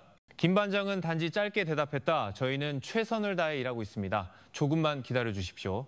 그의 사무실에서 최우진은 서아의 사진을 오랫동안 쳐다보았다. 그는 시간이 그들의 편이 아니라는 것을 알았다. 만약 우리가 늦는다면 그가 중얼거렸다. 우리가 찾게 될 것은 차가운 시신뿐일 거야. 김 반장은 들었지만 그는 최우진의 어깨를 두드렸다. 집중력을 잃지 마. 아직 희망이 있어. 아주 희미하더라도. 기억해. 우리의 임무는 단지 증거를 찾는 것이 아니라 만약 가능하다면 생명을 구하는 것이기도 해. 그날 밤 김 반장은 다음 단계를 계획하기 위해 특별팀을 소집했다. 그들은 법원의 공식 허가서를 받아 발건후의 농장에서 대대적인 수색을 하기로 합의했다. 모든 건물, 창고, 심지어 농장 뒤의 낡은 우물까지 조사될 것이었다. 변호사를 통해 그 계획을 들은 발건후는 단지 차갑게 미소 지었다. 찾아보시지. 그가 말했다. 하지만 당신들이 볼 준비가 되지 않은 것을 발견하더라도 놀라지 마시오. 그 말은 공중에 매달려 그것을 듣는 누구에게나 소름 끼치는 느낌을 불러일으켰다. 발건우는 그의 농장에 대체 무엇을 숨기고 있었는가? 밖에서는 연천의 하늘이 짙게 어두웠다. 밤바람이 강하게 불어 젖은 흙냄새를 실어 날랐다. 수사관들은 내일의 수색이 전환점이 될 수 있다는 것을 알았다. 그들이 답을 찾거나 아니면 발건우가 숨긴 어둠의 심연으로 더 깊이 빠져들거나. 그날 아침 연천의 공기는 무거웠다. 먹구름이 햇빛을 가려 마치 발건우의 농장이 품은 어두운 비밀을 함께 간직한 듯했다. 경찰차 2대가 항상 잠겨있던 높은 철문 앞에 멈췄다. 그 뒤에는 중무장한 경찰관들과 탐지견이 탄 트럭이 대기하고 있었다. 김 반장이 법원의 수색 영장이 담긴 서류철을 들고 먼저 내렸다. 그는 그 문을 오랫동안 쳐다보다가 단호하게 말했다. 오늘 이곳의 모든 비밀이 밝혀질 것이다. 철문을 세게 두드리는 소리가 울려 퍼졌다. 안에서는 개 짖는 소리가 혼란스럽게 터져나왔다. 천천히 문이 삐걱거리며 열렸다. 발건우가 낡은 옷차림으로 나타났다. 그의 얼굴은 무표정했고 눈은 차가웠다. 또 뭘 찾으러 왔소? 그가 냉소적으로 물었다. 김 반장은 공식 서류를 들어보였다. 법원의 허가를 받았습니다. 문을 완전히 여시오. 발건우는 어깨를 으쓱하고는 늙은 경비원에게 자물쇠를 열라고 손짓했다. 마음대로 하시오. 하지만 아무것도 찾을 수 있을 거라 기대하지 마시오. 팀은 즉시 진입했다. 질서정연하게. 2마리의 탐지견이 즉시 냄새를 맡으며 사료 창고 쪽으로 줄을 당겼다. 문이 부서졌다. 곰팡내와 묵은 옥수수 냄새가 섞여 풍겨 나왔다. 자루들이 높이 쌓여 있었다. 처음에는 이상한 것이 없었지만 한 마리의 개가 구석에서 멈춰서서 크게 짖기 시작했다. 최우진이 서둘러 자루를 치웠다. 작은 구멍을 덮고 있는 나무 판자가 있었다. 판자를 들어 올리자 축축한 공기가 새어나왔다. 안에는 오래되어 말라붙은 갈색 얼룩이 묻은 더러운 찢어진 천 조각이 있었다. 즉시 증거물로 확보해 김 반장이 말했다. 그들은 큰 사육장으로 계속 나아갔다. 수십 마리의 로트와일러와 도베르만이 사납게 으르렁거렸다. 철창 뒤로 이빨이 드러났다. 한 마리가 거의 달려들어 몇몇 경찰관들이 뒷걸음질 쳤다. 이지은 박사가 미간을 찌푸리며 관찰했다. 굉장히 공격적이군요. 특정 냄새에 익숙해진 것처럼요. 그녀의 말에 최우진은 긴장했다. 본관은 마지막으로 수색되었다. 큰 집은 고요해 보였다. 페인트는 발에 있었다. 그러나 뒷문은 큰 자물쇠로 굳게 잠겨 있었다. 쇠지렛대가 사용되었다. 쇠가 부딪히는 큰 소리가 정적을 깼다. 문이 열리자마자 금속 냄새와 화학약품 냄새가 섞여 풍겨 나왔다. 그 방은 마치 간이 실험실처럼 보였다. 철제 테이블, 플라스틱 통, 그리고 깔끔하게 정리된 날카로운 도구들이 있었다. 바닥은 달라 보였다. 너무 깨끗했다. 마치 방금 여러 번 닦은 것처럼 탐지견이 다시 반응하여 바닥을 향해 크게 짖었다. 과학수사팀이 즉시 조사했다. 정말로 마치 새로 덧칠한 것처럼 색이 다른 시멘트 부분이 있었다. 큰 망치가 내리쳐졌고 시멘트가 깨지면서 열렸다. 그 아래에서 검은 비닐봉지가 나타났다. 봉지가 열렸다. 안에는 찢어지고 더러우며 축축한 냄새가 나는 여성복이 있었다. 최우진은 침을 삼켰다. 그의 목소리는 쉬어 있었다. 저건 틀림없이 서아의 것이야. 김 반장은 증거를 즉시 봉인하라고 신호를 보냈다. 그 순간 문에 서 있던 박건우의 얼굴이 언뜻 보였다. 그의 시선은 여전히 차가웠지만 그의 손가락은 불안하게 움직이며 철제 난간을 잠시 두드렸다. 다음 순간 그는 아무 일도 없었다는 듯이 다시 평온해졌다. 최우진은 그 짧은 불안감을 포착했고 그들이 올바른 길을 가고 있다는 확신이 더욱 커졌다. 그들은 뒤쪽 지역으로 이동했다. 가장자리가 갈라진 낡은 우물이 나무 판자로 덮여 있었다. 판자를 들어올리자 축축한 공기와 희미한 비린내가 섞여 새어나왔다. 경찰은 손전등을 아래로 비췄다. 탁한 물이 빛을 반사했고 그 표면에는 희미한 물체가 떠 있는 것이 보였다. 철제 양동이가 내려졌다. 다시 끌어올렸을 때 그 안에는 검은 머리카락 가닥이 붙어있는 젖은 천 조각이 있었다. 모두가 얼어붙었다. 김 반장은 그 증거를 오랫동안 쳐다보다가 낮은 목소리로 말했다. 서아의 묘사와 일치한다. 최우진은 가슴이 답답해지는 것을 느꼈다. 그는 이번에는 소리치지 않았다. 단지 불타는 눈으로 발건우를 쳐다볼 뿐이었다. 그의 목소리는 분노를 참으며 쉬어 있었다. 그녀가 어디 있는지 말해. 발건우는 천천히 고개를 돌렸다. 그의 목소리는 차분했지만 꿰뚫는 듯했다. 가끔 해답은 너희가 가장 만지고 싶지 않은 곳에 있지. 그 문장은 공중에 매달려 모두의 소름을 돋게 했다. 밤이 내리기 시작했다. 안전을 위해 수색은 잠시 중단되었다. 모든 증거물, 찢어진 천, 여성복, 우물에서 나온 머리카락, 이 연구소로 옮겨졌다. 현장을 떠나기 전 김 반장은 그 농장을 다시 한번 쳐다보았다. 내일 아침 우리는 더 많은 인원과 장비를 가지고 돌아온다. 단 한 구석도 놓쳐서는 안 된다. 발건우는 단지 집 앞에 서서 다음 게임을 기다리는 듯 비스듬히 미소 지을 뿐이었다. DNA 검사 결과가 발표된 다음 날 아침 지휘본부의 공기는 이전보다 더 무겁게 느껴졌다. 더 이상 의심의 여지는 없었다. 모두가 이제 쓰라린 진실과 마주하고 있음을 깨달았다.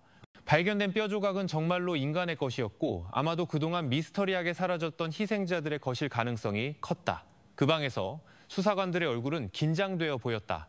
반면 김 반장은 큰 지도 앞에 서서 농장 지역의 몇몇 지점을 가리켰다. 오늘부터 전면적인 수색을 실시한다. 그가 단호하게 말했다. 놓치는 구석이 없어야 한다.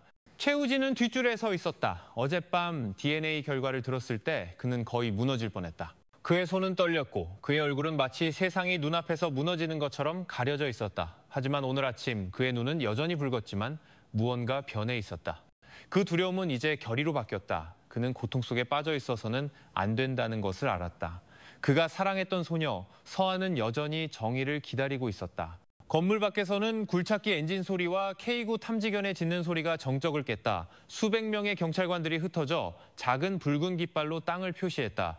젖은 흙냄새와 섞인 연천의 뜨거운 공기는 긴장감을 더했다. 박선영 씨는 현장 지휘본부 가장자리에 플라스틱 의자에 앉아 있었다. 그녀의 얼굴은 여전히 창백했지만 이번에는 더 이상 울지 않았다. 그녀의 두 손은 낡은 천 가방을 꽉 쥐고 있었다. 그 안에는 어릴 적 서아의 사진이 들어있었다. 가끔 그녀는 그 넓은 들판을 향해 시선을 돌렸다. 그녀의 눈은 희망으로 가득 차 마음속으로 속삭이는 듯했다. 하느님, 만약 그것이 운명이라면 비록 마지막 흔적일지라도 제 딸을 찾게 해주세요. 한편 발건우는 삼엄한 경호 속에 이송되었다. 그는 철창이 있는 호송차 안에 배치되어 수색본부에서 약 50m 떨어진 곳에 주차되었다. 2명의 경찰관이 차 양옆을 지켰다. 철창 너머로 그의 시선은 현장의 모든 움직임을 감시했다. 옅고 냉소적인 미소가 그의 입가에 떠올랐다. 마치 이 게임을 즐기는 것처럼 수색은 몇 시간 동안 계속되었다. 흙을 파낼 때마다 수사관들의 심장은 더 빨리 뛰었다. 정오가 다 되어서야 한 팀이 낡은 창고 뒤에서 무언가를 발견했다. 짧은 외침이 울려 퍼졌다. 반장님, 무언가를 찾았습니다. 모두가 서둘러 다가갔다. 파헤쳐진 흙 속에서 굳게 닫힌 작은 나무 상자가 나타났다. 그 상자는 세월에 닳아 보였지만 여전히 꽤 튼튼했다. 과학수사팀은 상자를 열기 전에 고무장갑으로 손을 감쌌다. 그 안에는 젊은 여성들의 사진 더미가 있었다. 일부는 누렇게 변했고 일부는 아직 새 것이었다. 그들의 얼굴은 밝게 미소 짓고 있었지만 이제는 과거의 그림자일 뿐이었다. 사진들 아래에는 두꺼운 수첩이 있었다. 그 페이지는 손글씨, 이름, 날짜, 그리고 농장에 왔던 모든 여성에 대한 간결한 기록으로 가득했다. 주변 분위기는 즉시 조용해졌다. 모두가 이것이 단순한 증거가 아니라는 것을 깨달았다. 이것은 희생자 명단이었다. 최우진은 굳어진 턱으로 그 책을 쳐다보았다. 그는 가슴속에서 분노가 끓어오르는 것을 느꼈지만 자신을 억제했다. 그는 굳건히 서 있어야 한다는 것을 알았다.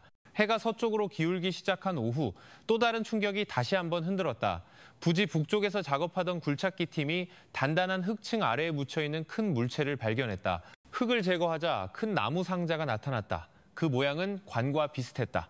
비록 낮고 이끼가 꼈지만 경찰관들은 즉시 발견 지역 주위에 경찰 통제선을 쳤다. 모두가 숨을 죽였다. 김 반장 자신이 다가가 가까이서 확인한 후 지시를 내렸다. 우리는 이 상자를 여기서 열 수 없다. 먼저 봉인하고 확보한 후 국과수로 가져가라. 우리는 증거의 온전함을 유지해야 한다. 멀리서 호송차 철창 너머로 박건우가 활짝 웃는 것이 보였다. 그 미소는 그것을 본 모든 사람의 마음을 찔렀다. 마치 여전히 통제권을 쥐고 있다고 느끼는 사람의 말없는 조롱처럼. 박선영 씨는 고개를 숙였다. 그녀의 눈은 굳게 감겨 있었다. 그녀의 입술은 낮은 기도를 읽으며 떨렸다. 그녀의 마음은 희망과 두려움 사이에서 싸웠다. 그녀는 그 상자 안에 무엇이 있든 그것이 그녀가 기다리던 답이 될 수 있다는 것을 알았다. 비록 그 답이 그녀의 마음을 산산조각 낼지라도 지휘본부에는 밤이 서서히 내렸다. 이제 삼엄한 경비가 서 있는 발굴 지역을 비추기 위해 서치라이트가 켜졌다. 분위기는 조용했고 오직 귀뚜라미 소리와 가끔 짖는 K9 개들의 소리만 들렸다. 모두가 내일 아침 새로운 장에 직면하게 될 것임을 알았다. 백학면 농장의 가장 어두운 진실을 밝혀낼지도 모르는 장. 연천의 거리는 평소보다 한산하게 느껴졌다. 경찰 차량 행렬이 백학면 농장을 떠나 천천히 움직였다. 행렬 중앙에는 전날 발견된 큰 나무 상자를 실은 특수 트럭이 있었다. 트럭은 단단히 닫혀 있었고 중무장한 4명의 경찰관이 지키고 있었으며 2대의 순찰차가 앞뒤에서 호위했다. 지휘 차량 안에서 김 반장은 긴장된 얼굴로 조용히 앉아 있었다. 최우진은 그의 옆에 앉아 있었다. 그의 시선은 거대한 미스터리를 싣고 가는 트럭에 고정되어 있었다. 박선영 씨는 행렬에 동참하여 한 경찰관과 함께 앞 좌석에 앉아 있었다. 그녀의 손은 실종된 딸 서아의 사진이 담긴 낡은 천 가방을 꽉 쥐고 있었다. 그녀의 얼굴은 창백했지만 눈은 굳건했다. 그녀는 오늘이 그녀의 인생에서 가장 결정적인 날이 될 수 있다는 것을 알았다. 도과학수사연구소에 도착하자 분위기는 조용해졌다. 두꺼운 강철문이 있는 하얀 건물은 경찰들로 가득했다. 기자들은 접근이 금지되었다. 경찰 통제선은 멀리 밖에 설치되었다. 나무 상자는 멸균실로 옮겨져 수사팀이 법의학자들의 작업을 방해하지 않고 지켜볼 수 있도록 투명 유리로 둘러싸였다. 봉인이 잘리고 상자가 천천히 열렸을 때 낡은 나무의 퀴퀴한 공기가 방을 가득 채웠다. 안에는 찢어지고 퇴색된 천이 남은 뼈들을 덮고 있는 것이 보였다. 일부 옷은 여전히 붙어 있었다. 비록 시간에 의해 부서지기 쉬웠지만 상자 구석에는 하트 모양의 목걸이가 녹슬었지만 여전히 온전하게 보였다. 박선영 씨는 손으로 입을 막았다. 그녀의 눈에는 즉시 눈물이 고였다. 저건 제가 서아에게 준 목걸이와 아주 비슷해요. 그녀가 낮은 목소리로 속삭였다. 그녀는 100% 확신할 수는 없었지만 마음속으로는 거의 틀림없다고 확신했다.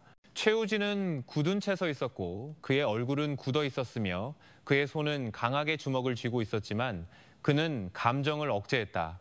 분노와 슬픔이 그의 가슴 속에서 뒤섞였다. 그러나 그 뒤에는 새로운 결심이 생겨났다. 그는 모든 진실이 밝혀질 때까지 멈추지 않겠다고 스스로에게 약속했다. 과학수사팀은 꼼꼼하게 작업했다. 모든 뼈는 사진을 찍고 번호를 매긴 후 강철 테이블 위에 놓였다. 목걸이와 남은 옷은 증거물로 포장되었다.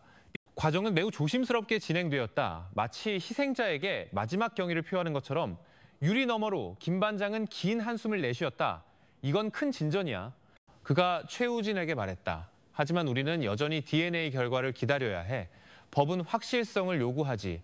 비록 우리 마음은 이미 답을 알고 있더라도 최우진은 천천히 고개를 끄덕였다. 그의 눈은 이제 투명 비닐에 봉인된 목걸이에서 떼지 못했다. 한편 발건우는 같은 건물의 임시 취조실로 이송되었다. 그는 철제 의자에 앉아 있었고 그의 손은 수갑이 채워져 있었으며 그의 얼굴은 여전히 냉소적이었다. 그러나 이번에는 그의 눈에 불안한 기색이 서려 있었다. 상자가 열렸다는 소식을 들었을 때 그는 옅게 미소 지었다. 하지만 그 미소는 더 이상 이전처럼 확고하지 않았다. 나무 상자 발견 소식은 즉시 퍼져나갔다. 비록 경찰이 정보를 철저히 통제하려 했지만 연천경찰서 앞에는 지난 몇 년 동안 실종된 딸들의 사진을 들고 온 수십 명의 가족들이 모여들었다. 어떤 이들은 기도했고, 어떤 이들은 담벼락에 사진을 붙였고, 어떤 이들은 경찰에게 DNA 검사를 실시할 것을 촉구했다. 그 광경은 분위기를 더욱 비통하게 만들었다.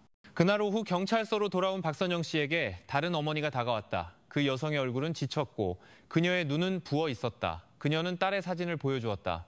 아주머니, 만약 제 딸이 희생자들 중에 있다면 저를 강하게 해주세요. 박선영 씨는 그 여성을 꼭 껴안았다. 그녀의 눈에는 눈물이 고였다. 처음으로 그녀는 고통 속에서 혼자가 아니라고 느꼈다. 밤에 발건우의 취조가 재개되었다. 김 반장은 그와 마주 앉아 있었다. 다른 2명의 수사관이 모든 말을 기록했다. 우리는 방금 당신 땅에 묻혀있던 상자에서 목걸이와 뼈들을 발견했어. 그게 무슨 뜻인지 알아? 발건우? 발건우는 옅은 미소를 지으며 똑바로 쳐다보았다. 뼈, 옷, 그건 누가 놓아둘 수도 있지. 그게 나라는 걸 어떻게 확신할 수 있어? 김 반장은 몸을 앞으로 숙였다. 그 하트 모양 목걸이는 서아의 것으로 확인되었어. 아직도 우연이라고 말할 용기가 있나? 발건우의 표정이 잠시 변했다. 그는 빠르게 눈을 깜빡였다. 그의 손가락이 테이블 위에서 불안하게 움직였다. 그러나 그는 즉시 그것을 무미건조한 미소로 다시 가렸다. 그렇다면 증명해보시오. 나는 기다리겠소. 최우진은 유리 너머로 지켜보았다. 그의 가슴이 떨렸다. 당장이라도 뛰어들어가고 싶었다. 하지만 지금은 그럴 때가 아니라는 것을 알았다. 그는 자신을 억제하며 주먹을 더 꽉 쥐었다. 취조실 밖, 연천의 밤은 평소보다 더 차갑게 느껴졌다. 가로등이 희미하게 깜빡였다. 박선영 씨는 나무 벤치에 앉아 어두운 하늘을 쳐다보았다. 그녀는 더 이상 울지 않았다. 오직 계속해서 속삭이는 기도뿐이었다. 서아가 어디에 있든 정의를 얻기를 바라는 기도. 최우진은 그녀에게서 멀지 않은 곳에 서서 이제 경찰에 의해 삼엄하게 경비되고 있는 백학면 농장을 쳐다보았다. 마음속으로 그는 모든 것을 걸고서라도 포기하지 않겠다고 맹세했다. 그는 그 나무 상자가 시작에 불과하다는 것을 알았다. 아직 열어야 할 어둠의 층이 많이 있었고 각 층은 그들을 진실에 더 가까이 다가가게 할 것이었다. 그날 밤 폭우가 내려 연천 경찰서 마당을 흠뻑 적셨다. 바람은 젖은 흙냄새를 실어 날랐고 이미 긴장으로 가득 찬 분위기를 더욱 무겁게 만들었다. 임시법의학실에서 연구소팀은 마침내 김 반장과 최우진에게 공식 보고서를 제출했다. 그 DNA 결과는 그동안 그들을 괴롭혔던 질문에 대한 해답의 열쇠였다. 김 반장은 미세하게 떨리는 손으로 두꺼운 갈색 서류철을 열었다. 그는 첫 장을 꽤 오랫동안 쳐다본 후 그 문서를 최우진에게 밀어주었다. 최우진의 눈은 모든 줄을 빠르게 읽었다. 글씨는 명확했다. 발건우의 연못바닥에서 발견된 뼈 조각은 서아의 칫솔과 옷에서 나온 DNA 프로필과 일치했다. 의심의 여지는 없었다. 서아는 정말로 희생자가 되었다. 최우진은 잠시 눈을 감았다. 목이 메었다. 그는 최악의 가능성을 의심했었다. 하지만 현실이 눈앞에 글로 쓰여 있을 때 그 고통은 오히려 더 현실적이었다. 뼛속까지 찌르는 듯했다. 다른 한편으로 박선영 씨는 창백한 얼굴로 조용히 앉아 있었다. 서아의 목걸이가 발견된 이후로 그녀는 대비하고 있었다. 하지만 연구소의 공식 결과를 듣고 나니 눈물이 떨어졌다. 이번에는 히스테리한 울음이 아니라 마침내 쓰라린 확신을 받아들인 어머니의 조용한 눈물이었다. 마침내 내 딸이 집에 올 수 있겠구나. 박선영 씨가 낮은 목소리로 말했다. 참석한 모든 이들은 침묵했다. 그 슬픔을 위한 공간을 마련해 주었다. 다음 날 아침 뉴스가 언론에 유출되었다. 텔레비전과 전국 뉴스 포털은 큰 제목으로 보도했다. DNA 결과 연천의 뼈 조각은 실종 여대생의 것. 대중의 반응은 빠르고 격렬했다. 경찰서 정문은 시민들, 다른 희생자 가족들, 그리고 서아를 위한 정의와 더 이상 희생자는 없어야 한다라고 쓰인 포스터를 든 인권 운동가들로 가득 찼다. 울음, 외침, 그리고 기도가 하나로 섞였다. 경찰은 군중을 통제하기 위해 바리케이드를 설치해야 했다. 한편 언론은 모든 순간을 집중 조명했다. 분위기는 공개 인민재판처럼 변했다. 그런 압박 속에서 최우진과 그의 팀은 다시 취조실로 돌아갔다. 이번에는 DNA 증거가 주 무기였다. 발건우는 손에 수갑을 찬 채 의자에 앉아 있었다. 그의 얼굴은 더 지쳐 보였다. 머리는 헝클어져 있었다. 그러나 그의 미소는 여전히 붙어 있었다. 였고 도전으로 가득했다. 김 반장은 법의학 결과 서류철을 테이블 위에 놓았다. 모든 과학적 증거는 그 뼈 조각이 서아의 것이라는 것을 보여준다. 아직도 부인할 건가? 그의 목소리는 무겁고 압박감이 가득했다. 발건우는 그 서류철을 멍하니 쳐다보다가 고개를 들어 최우진을 쳐다보았다. 실험실의 진실은 단지 숫자일 뿐이지 그가 천천히 말했다. 그리고 숫자는 누가 읽느냐에 따라 왜곡될 수 있어. 최우진은 몸을 앞으로 숙여 발건우의 눈을 똑바로 쳐다보았다. 이건 왜곡된 숫자가 아니야, 발건우. 이건 네가 묻어버린 땅의 목소리야. 이건 서화가 네 소굴에서 살아서 나가지 못했다는 증거야. 처음으로 발건우의 미소가 약간 흔들렸다. 그는 시선을 돌렸다. 그의 손가락이 테이블을 두드렸다. 마치 침묵 속에서 무언가를 세고 있는 것처럼. 그러나 그는 더 이상 대답하지 않고 침묵이 감돌게 내버려 두었다. 최우진은 그 텅 빈 시선 뒤에 무언가가 있다는 것을 느낄 수 있었다. 아직 밝혀지지 않은 거대한 비밀. 그날 오후 연천경찰서는 더욱 붐볐다. 기자들은 수사관들의 모든 발걸음을 쫓았다. 운동가들은 확신을 요구했다. 희생자 가족들은 마당에서 함께 기도했다. 김 반장은 발건우의 변호사가 이용할 수 있는 허점을 없애기 위해 모든 증거가 수집될 때까지 기자회견을 연기하기로 결정했다. 그날 밤 비는 그쳤다. 최우진은 마음을 진정시키기 위해 잠시 경찰서 뒷마당으로 나갔다. 그는 담배 한 개비를 피우며 수평선 멀리서 가끔 번개가 치는 어두운 하늘을 쳐다보았다. 바로 그때 그의 휴대폰이 진동했다. 모르는 번호였다. 망설이며 전화를 받자 건너편에서 들려오는 목소리는 쉰 목소리에 두려움으로 가득했다. 최 형사님, 오래 통화 못합니다. 제가 발건우의 개농장에서 일한 적이 있습니다. 경찰이 아직 모르는 게 있어요. 진실을 전부 알고 싶으시면 내일 밤 오래된 연천시장 낡은 교회 근처에서 저를 만나세요. 사람 많이 데려오지 마세요. 박건우가 제가 말한 걸 알면 제 목숨은 끝장입니다. 최우진이 더 묻기도 전에 전화는 끊겼다. 그는 이제 어두워진 휴대폰 화면을 쳐다보았다. 심장이 세차게 뛰었다. 그 정보는 함정일 수도 있고 이 사건의 가장 어두운 면을 열어줄 열쇠일 수도 있었다. 한편 구치소에서 발건우는 구석에 앉아 있었다. 희미한 형광 등 불빛이 벽에 긴 그림자를 비추었다. 그는 손가락 끝으로 벽에 극적이며 의미를 알 수 없는 이상한 상징들을 그렸다. 그의 눈은 텅 비었고 그의 입술은 조용히 움직이며 기도나 주문 같은 것을 중얼거렸다. 감시 카메라가 그의 모든 움직임을 녹화했고 그것을 보던 교도관들의 소름을 돋게 했다. 최우진은 다시 자신의 사무실로 들어가 문을 굳게 닫았다. 그의 손에는 여전히 방금 신비로운 메시지를 가져온 휴대폰이 쥐어져 있었다. 그는 책상 위에 DNA 서류철을 쳐다보다가 눈을 감았다. 피로, 분노, 그리고 결의가 하나로 섞였다. 이 사건은 아직 끝나지 않았다. 서아와 다른 희생자들은 완전한 해답을 요구했고 이제 밖에는 마지막 열쇠를 쥐고 있을지도 모르는 누군가가 있었다. 밖에서는 정의를 요구하는 시민들의 연설 소리가 여전히 크게 들렸다. 평소 밤 시장의 챈사겐서우로 붐비던 연천은 이제 박건우라는 한 남자가 숨긴 어둠에 맞서 싸우는 투쟁의 무대로 변해 있었다. 그날 밤 연천의 오래된 시장은 조용했다. 아직 문을 연 가게는 몇 곳뿐이었다. 희미한 등유 램프가 매달려 희미한 노란빛을 퍼뜨렸다. 밤바람은 낮에 내린 비의 잔향인 젖은 흙냄새와 아직 닫지 않은 작은 가게에서 나는 멸치와 향신료 냄새를 섞어 날랐다. 최우진은 자신의 신분을 숨기기 위해 소박한 검은 재킷을 입고 왔다. 그는 멀리서 경계를 서는 믿을 만한 동료 한 명 외에는 아무도 데려오지 않았다. 그의 심장은 의문으로 가득 차 세차게 뛰었다. 어젯밤 그에게 연락한 사람은 누구인가? 그는 대체 무엇을 알고 있는가? 오래된 교회 근처 구석에 40대쯤 되어 보이는 남자가 불안하게 서 있었다. 그는 마른 체격의 창백한 얼굴이었고 그의 시선은 경계심으로 가득했다.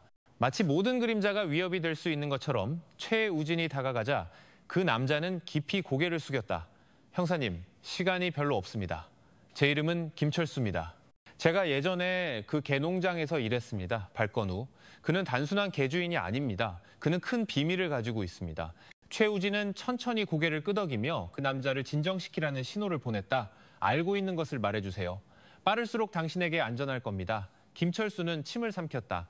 그의 손은 재킷 주머니를 뒤져 낡은 작은 수첩을 꺼낼 때 떨렸다. 표지는 긁혀 있었고 몇몇 페이지는 젖었지만 손글씨의 흔적은 분명히 보였다. 그는 마치 짐을 빨리 벗어버리고 싶은 듯 그 책을 재빨리 건넸다. 이건 기록입니다. 제가 뒷방에서 사료자루 뒤에 숨겨져 있는 것을 발견했습니다. 가져오기가 무서웠지만 마음이 편치 않았습니다. 그 안에 이름들이 있습니다. 최우진은 얼른 훑어보았다. 정말로 이름들이 있었다. 일부는 옆에 날짜가 적혀 있었다. 몇몇 이름은 붉은 잉크로 십자 표시가 되어 있었다.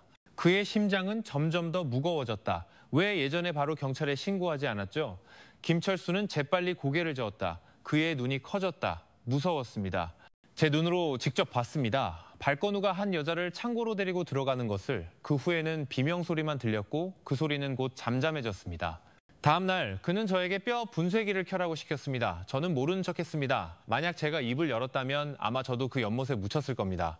분위기는 조용했고 오래된 교회에서 울려 퍼지는 저녁 기도 소리만이 방금 언급된 공포와 극명한 대조를 이루며 들려왔다. 최우진은 심각한 눈으로 김철수를 쳐다보았다. 그렇다면 당신은 증인 보호 프로그램에 들어가야 합니다.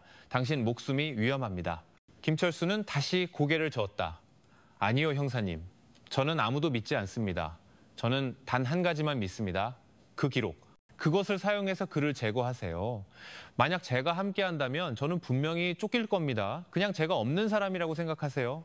제발 그를 멈춰주세요. 대답을 기다리지 않고 김철수는 돌아서서 시장의 어두운 골목으로 사라졌고 최우진은 낡은 수첩을 손에 든 채 남겨졌다. 다음 날 아침 연천경찰서 회의실에서 최우진은 그 책을 테이블 위에 놓았다. 김 반장, 박선영 씨, 그리고 몇몇 선임 수사관들이 참석했고 모두가 호기심과 긴장이 섞인 채 쳐다보았다. 최우진은 첫 페이지를 열었다. 서아의 이름이 있었고 특정 날짜가 뒤따랐다. 다음 페이지에는 다른 이름들, 미나, 지은, 수진, 그리고 아직 신원이 확인되지 않은 몇몇 젊은 여성들의 이름이 적혀 있었다. 박선영 씨는 그곳에 냉정하게 기록된 서아의 이름을 읽고 흐느꼈다, 내 딸이. 그 악마의 책에 단 한 줄로 그녀의 목소리가 갈라졌다. 김 반장은 테이블을 세게 두드렸다. 이것은 단순한 일기가 아니다. 이것은 희생자 명단이다. 발건우는 모든 단계를 계획했다. 우리는 더 이상 단일 살인 사건에 대해 이야기하는 것이 아니라 반복되는 범죄 패턴에 대해 이야기하고 있는 것이다. 수사관 중 한 명이 덧붙였다. 이미 실종된 모든 이름에 십자 표시가 있습니다. 패턴은 명확합니다. 희생자가 들어온 후 며칠 뒤에 그녀의 이름이 지워집니다. 그는 마치 수확량을 세는 사람처럼 모든 행동을 표시했습니다. 김 반장은 최우진을 쳐다보았다. 우리는 이 기록의 내용이 사실인지 확인해야 한다. 만약 사실이라면 희생자 수는 이미 발견된 것보다 훨씬 더 많을 수 있다. 그날 과학수사팀은 다시 개 농장으로 파견되었다. 그들은 모든 구석을 다시 조사하고 기록과 이미 지도화된 지점들을 비교했다. 결과는 끔찍했다. 책에 적힌 날짜와 연천 및 주변 지역에서 실종된 몇몇 소녀들의 신고 사이에 일관성이 있었다. 그날 밤 최우진은 다시 취조실에서 발건우 앞에 앉았다. 이번에는 DNA 결과가 아니라 그 낡은 수첩을 가져왔다. 그는 그것을 테이블 위에 천천히 놓고 발건우를 향해 밀었다. 이거 알아보겠나? 발건우는 쳐다보았고 그의 동공이 좁아졌다. 옅은 미소가 다시 나타났지만 이번에는 더 냉소적이었다. 찾았군. 좋아. 그건 내 일기야. 모든 사람은 개인적인 기록을 가질 권리가 있잖아. 최우진은 서아의 이름이 적힌 페이지에 손가락을 두드렸다. 개인적인 기록? 이건 희생자 명단이야, 발건우. 여기 있는 모든 이름은 가족에게 돌아오지 못한 한 인간을 의미해. 너는 그들을 마치 재고 목록을 기록하듯 기록했어. 오, 발건우는 낮고 쓰라리지만 무서운 웃음을 터뜨렸다. 너희는 그들을 희생자라고 부르지. 나는 작품이라고 부른다. 모든 이름은 지울 수 없는 흔적이야. 그들은 사라지지 않았어. 그들은 단지 더 큰 무언가의 일부가 되었을 뿐이야. 최우진은 감정에 휩쓸리지 않으려고 자신을 억제했다. 더 큰 무언가. 너는 이 어머니들의 고통이 예술 작품이라고 생각하나? 발건우는 최우진의 눈을 똑바로 쳐다보았다. 그의 목소리는 차분했지만 차가웠다. 너는 이해하지 못할 거야. 나는 세상이 알도록 썼어. 비록 너희가 나를 감옥에 묻으려고 해도 나는 단지 운명을 앞당겼을 뿐이야. 유리 너머로 지켜보던 김 반장은 주먹을 쥐었다. 이자는 이성을 잃었어. 하지만 이 기록은 그를 더 깊이 올가맬 수 있어. 더 이상 빠져나갈 길은 없어. 한편 최우진은 소름이 돋는 것을 느꼈다. 그는 발건우의 평온함 뒤에는 단순한 범죄보다 훨씬 더 어두운 집착이 있다는 것을 깨달았다. 그 책은 단지 기록이 아니라 자신을 운명의 기록자라고 느끼는 포식자의 영혼의 초상화였다. 최우진이 취조실에서 나왔을 때 그는 복도 벤치에 앉아 서아의 사진을 껴안고 있는 박선영 씨를 발견했다. 그녀의 얼굴은 피로로 가득했지만 그녀의 눈은 불타고 있었다. 형사님, 그녀가 낮은 목소리로 말했다. 저는 단 한 가지만 바랍니다.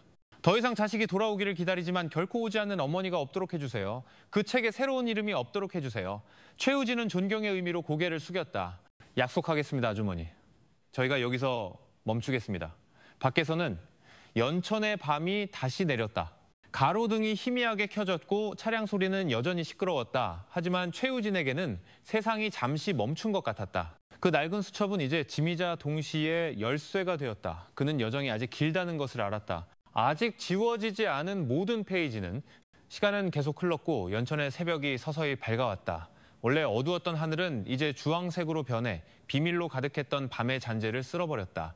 경찰서에서는 수사관들의 방이 여전히 서류, 지도, 그리고 테이블 위에 흩어져 있는 메모들로 가득했다. 하지만 그날 아침에는 다른 느낌이 있었다. 모두가 이 긴 여정의 끝이 점점 더 가까워지고 있다는 것을 알았다. 김 반장은 그의 팀 앞에 섰다. 그의 얼굴은 지쳐 보였지만 목소리는 확고했다. DNA 결과, 수첩, 그리고 김철수의 증언으로 우리는 충분히 강력한 증거를 확보했다. 발건우는 곧 재판에 회부될 것이다. 우리의 임무는 아직 끝나지 않았지만 우리는 희생자 가족들에게 확신을 주었다. 최우진은 뒷좌석에 앉아 창밖을 멍하니 쳐다보았다. 그의 마음속에는 여전히 치유하기 어려운 상처가 있었다. 그가 사랑했던 소녀, 서아는 결코 돌아오지 않았다. 하지만 약간의 안도감은 있었다. 이제 그는 진실을 알았고 박선영 씨에게 한 약속은 절반은 지켜졌다. 그는 마치 그동안 가슴을 짓눌렀던 짐을 내려놓고 싶은 듯 긴 한숨을 내쉬었다. 수사관들의 방 밖에서 박선영 씨는 옅은 미소를 지으며 서아의 사진을 쳐다보았다. 그녀의 눈물은 여전히 흘렀지만 이번에는 슬픔뿐만 아니라 감사함의 눈물이기도 했다. 이제라도 편히 널 위해 기도할 수 있겠구나. 딸아, 그녀가 속삭였다. 그녀는 이 이후의 삶이 같지 않을 것이라는 것을 알았지만 어머니의 힘은 마음이 산산조각 나더라도 받아들이는 것임을 또한 깨달았다. 한편 발건우는 수갑을 찬 채 구치소에서 끌려 나왔다. 기자들의 무리가 그의 얼굴을 집중 조명했다. 카메라 플래시가 끊임없이 터졌다. 이상하게도 그는 여전히 미소 짓고 있었다. 마치 그가 받은 모든 관심에 만족하는 것처럼. 하지만 이번에는 그의 미소는 더 이상 무섭지 않았다. 그는 단지 자신의 삶에 대한 통제력을 잃은 한 남자일 뿐이었다. 확실한 처벌의 문턱에 서 있는 호송차가 경찰서 마당을 떠나자 시민들의 외침이 터져나왔다. 서아를 위한 정의를, 가장 무거운 형벌을. 그 목소리는 사회가 더 이상 침묵하지 않는다는 증인이 되어 울려 퍼졌다. 그들은 함께 서서 희생자 가족들에게 힘을 주었다. 최우진은 바리케이드 옆에 서서 그 차가 길모퉁이에서 서서히 사라지는 것을 지켜보았다. 그의 가슴에는 자신을 위해 새긴 새로운 약속이 있었다. 더 이상 희생자가 나오지 않도록 지키는 것. 더 이상 자식이 헛되이 돌아오기를 기다리는 어머니가 없도록 하는 것. 그날 연천은 다시 일상으로 분주했다. 시장은 문을 열었고 학교는 붐비기 시작했으며 거리는 차량으로 가득 찼다. 하지만 그 분주함 뒤에는 항상 기억될 이야기가 있었다. 서아라는 소녀, 진실을 찾기를 포기하지 않은 어머니, 그리고 시간, 두려움, 침묵과 싸운 한 수사관에 대한 이야기. 이 이야기는 정의가 늦게 올지라도 항상 온다는 것을 가르쳐준다. 그리고 상처는 결코 완전히 사라지지 않지만 진실을 찾으려는 용기는 남겨진 사람들에게 항상 빛을 줄 것이다.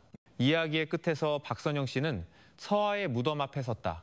그녀의 늙은 손은 아직 흙으로 젖은 묘비를 만졌다. 편히 쉬렴, 딸아. 엄마는 이제 괜찮아. 그녀의 뒤에 서서 고개를 숙였다. 그는 이 사건이 끝났음에도 불구하고 그들의 삶의 여정은 아직 길다는 것을 알았다. 하지만 이 어두운 이야기에서 그들은 한 가지를 배웠다. 사랑, 기도, 그리고 용기는 어둠조차도 이길 수 없는 힘이라는 것을.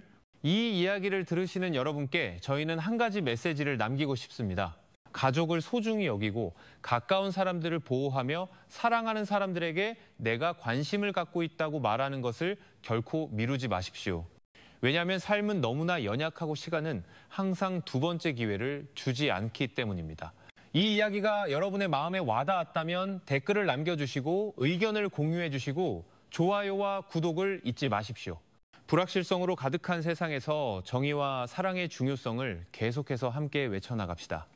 이 이야기는 우리에게 가족의 의미, 용기, 그리고 결코 멈추지 않는 기도에 대한 깊은 교훈을 줍니다. 고통의 어둠 속에서 어머니의 사랑과 수사관의 결의는 희망의 빛을 밝힐 수 있었습니다. 우리는 주변의 위험 신호에 더 민감해지고 불의를 볼 때 더 용감하게 목소리를 내며 사랑하는 사람들과 함께하는 매 순간을 더 소중히 여기도록 초대받았습니다. 잃어버리고 나서야 우리가 관심을 갖고 있었다고 말하지 마십시오. 삶은 사랑을 미루기에는 너무나 연약합니다. 우리 모두가 가족을 지키고 서로를 보호하며 우리의 발걸음이 아무리 작더라도 진실을 위해 계속 싸우기를 바랍니다. 이 이야기가 여러분의 마음에 와닿았다면 댓글란에 의견을 공유해 주세요. 함께 인류의 가치를 지켜나갑시다. 좋아요와 구독을 잊지 마시고 다음 이야기를 기대해 주세요.